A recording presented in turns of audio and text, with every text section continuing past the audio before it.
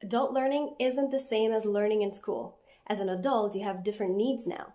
So let's start with the definition of learning, which is the change in a person's knowledge or behavior due to experience.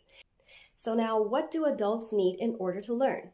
They need increased and deliberate focus. They need motivation, interest in that topic. They need associations with the things they already know through metaphors, through analogies. They need to retrieve, so to remember and repeat. They need practice, rest, and sleep. Now that you know what you need, let's talk about how to structure your learning sessions to make the most of them. It's a good idea to keep your learning sessions at about 1.5 hours to 2 hours. And keep in mind that the first 5 to 10 minutes of a learning session aren't usually the best in terms of attention because your attention will drift. However, attention is under your control and you can direct it intentionally. In order to increase alertness, attention, and focus, you need to focus your vision. Basically, you need to look at a specific thing on a screen or on a piece of paper for 1 to 2 minutes to increase your attention. So focus on that point in space for 1 to 2 minutes and you'll see the difference.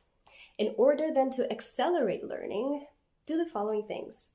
Make mistakes, I know, and use those mistakes and that frustration to keep doing that thing, to keep practicing.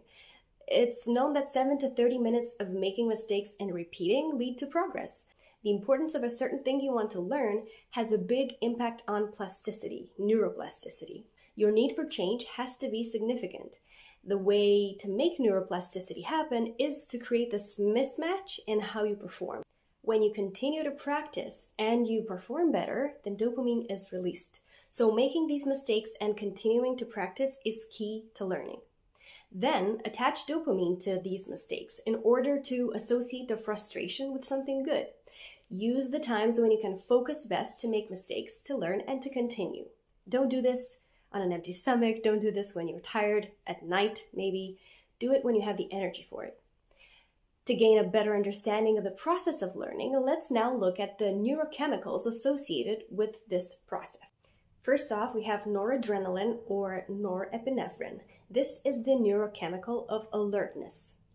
Then acetylcholine is the neurochemical of focused attention. It creates a cone of attention. And dopamine is the neurochemical of drive, motivation, and reward. So what have you noticed helps you learn better? I'm curious, let me know in the comments.